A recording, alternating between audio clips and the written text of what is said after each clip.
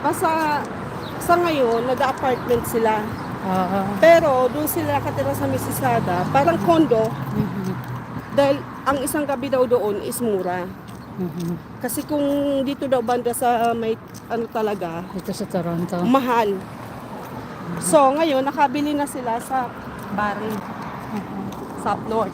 Yan lang ang ang downside ng kasi siyempre lilisting mo ang bahay mo. Ang Yun nga, kukunin mong pambenta, pangbili ng ng property mong bago ay ganda oh, ah, parang plastic. mhm.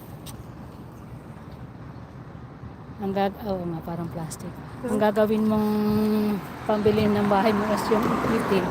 Ang downside noon, kung naubos na yung palugit mong time at malilipat na yung bagong owner, tapos wala ka pang nabibili. Parang ganun yung nangyari yata sa kanila. Ang mahirap. So ngayon, nakabili sila sa sa Barrie, 3 bedroom. Yung basement hindi siya finished. Renovated. Hindi siya finished. Nasa kulang-kulang 600. Mahal na rin, di ba? Sa Barrie dati, magkano lang doon. Yeah. Kaya hanggang ngayon, sa hotel pa sila nakatira habang inaayos pa yung basement, yung ano. Mhm.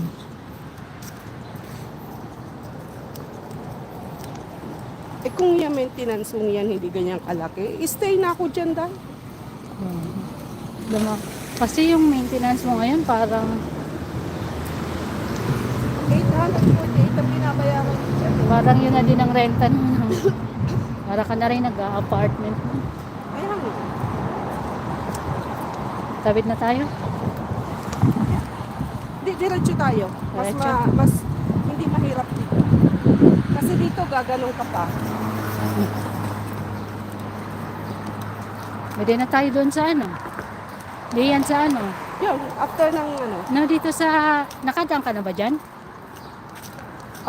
hindi. Sa park dyan. Lika, daan tayo dyan. Lika.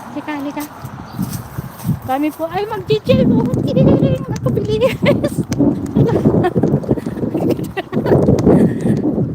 Walkers. Ang bata. Dito ako nagdadaan minsan pagka nakakasakay ako kay Laan. So dito ako sa trail dumadaan. Tapos minsan dito na ako ni Daniel tatagpuin dyan sa kanto na yan. Or pag wala pa sila, lakad lang ako ng lakad. Hanggang maabutan niya ako minsan sa Albion, sa DQ, minsan doon na nga sa Tim Hortons eh. Kakatipid na ako ng pamasahe. Kapag-exercise ka pa. Pag-exercise pa ako.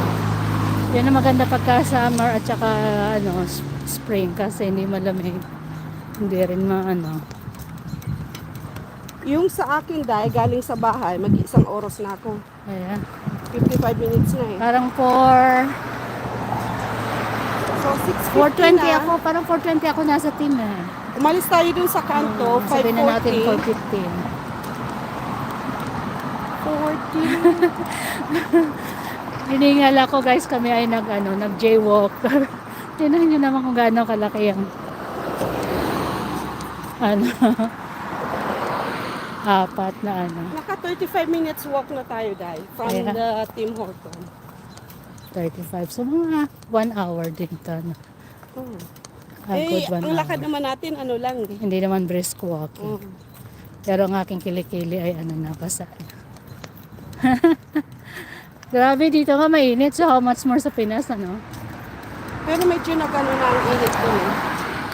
Medyo nagiging 35 na lang. Hindi na tulad ng dati. Hindi na nagpo-40s.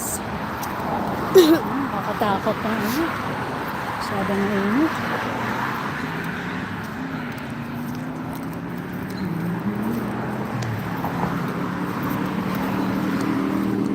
Laki kaya nang itinaba. Ay, meron na rin silang pwede na tayo mag-rent ng bike. Meron din dun sa harap ng bahay eh. Ha? Meron din dun sa harap ng Sa bahay. kanya. Tangerine. Okay guys, so pwede na kami mag-bike. Ang kailangan mo lang dito ay car. Ang galing hindi nawawala. E-bikes Classic yan. bike. So,